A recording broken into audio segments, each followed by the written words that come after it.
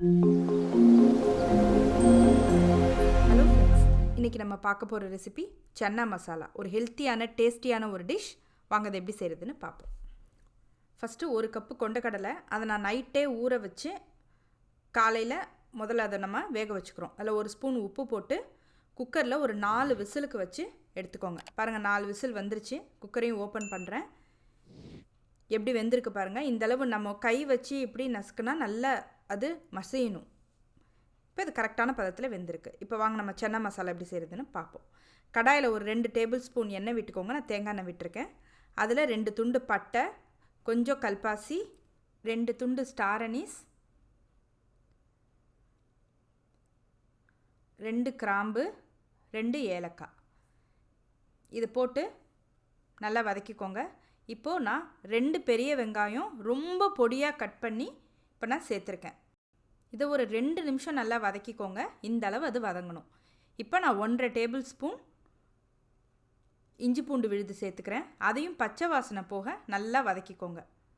பாருங்கள், வெங்காயத்தோடு சேர்த்து நல்லா பாருங்கள் எந்த அளவு வதங்கியிருக்கு பாருங்கள். இப்போ நான் 1 ஸ்பூன் உப்பு சேர்த்துக்கிறேன். ஏற்கனவே நம்ம கொண்டக்கடலை வேக வைக்கும் போதும் 1 ஸ்பூன் சேர்த்துருக்கோம். அதனால் இப்போ நான் ஒரே 1 ஸ்பூன் தான் நான் சேர்க்குறேன். அப்புறம் கடைசியாக நம்ம தேவைப்பட்டால் இன்னும் கொஞ்சம் சேர்த்துக்கலாம். பாருங்கள், நல்லா வதக்கிக்கோங்க. எந்தளவு வதங்கிடுச்சு பாருங்கள். இப்போ நான் 2 ஸ்பூன் மிளகாய்த்தூள் சேர்த்துக்கிறேன். அதையும் சேர்த்து நல்லா வெங்காயம் இஞ்சி பூண்டு விழுதோடு நல்லா சேர்த்து வதக்கிக்கோங்க. இப்போது 1 ஸ்பூன் மல்லித்தூள் சேர்த்துக்கிறேன். அதையும் சேர்த்து நல்லா வதக்கிக்கோங்க. இது எல்லாமே ஓரளவு மீடியம் ஹீட்டில் வச்சு வதக்குங்க. ரொம்ப ஹீட் இருந்தால் தீஞ்சிடும். இப்போது 1 ஸ்பூன் ஜீரகத்தூளும் 1 ஸ்பூன் மஞ்சத்தூளும் சேர்த்துக்கிறேன். அதையும் சேர்த்து நல்லா வதக்கிக்கோங்க. பாருங்கள், வெங்காயம் பாருங்கள் நல்லா குழையிற அளவு வதங்கிடுச்சு பாருங்கள். இப்போது 2 வெங்காயத்துக்கு 3 தக்காளி நல்லா அரைச்சி சேர்த்துக்கோங்க. பச்சையாகவே அரைச்சிடலாம். பாருங்கள், இப்போ நல்லா அந்த வெங்காயத்தோடு நல்லா மிக்ஸ் பண்ணி விட்டுருங்க. பாருங்கள், குழம்பு மாதிரி ஆயிடுச்சு பாருங்கள். இப்போ மூடி ஒரு 8 நிமிஷம் விட்டுருங்க.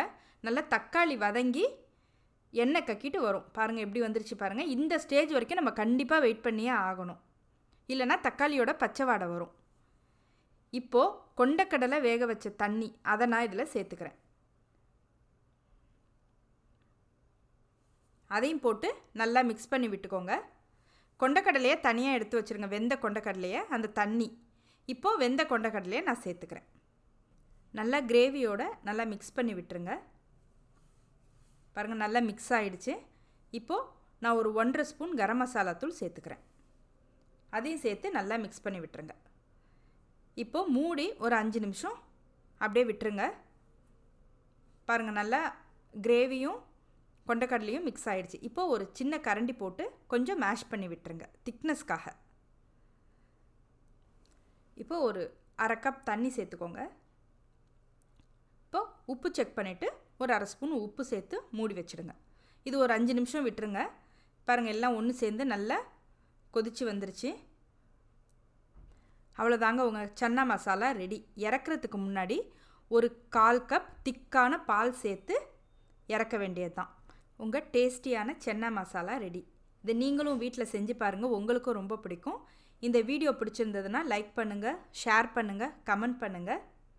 நீங்கள் ஃபஸ்ட் டைம் பார்க்குறவங்களா இருந்தால் சப்ஸ்கிரைப் பண்ணுங்கள். தேங்க்யூ.